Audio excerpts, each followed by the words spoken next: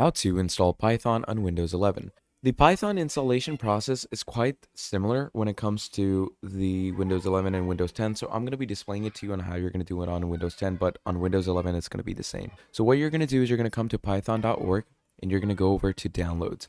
Now, Python, obviously, as we know, is a high level programming language that is pretty fun to use. So we're simply going to come here and you're going to click on download Python 3.12.2. So it's just going to give you all these things, and there you go, it starts downloading. So this is obviously the Python setup file.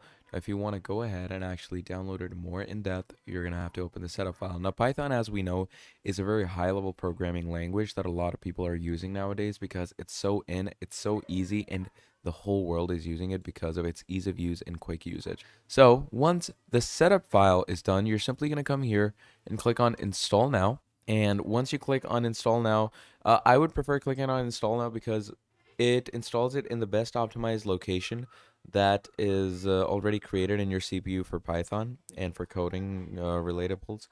So we're just going to do that. And as you can see, it starts loading in. So once the setup is complete, that will be Python installed into your Windows 11. That is how easy it is. So yeah, that is how you can install Python on Windows 11. Thank you for watching, and I'll see all of you next time. Goodbye.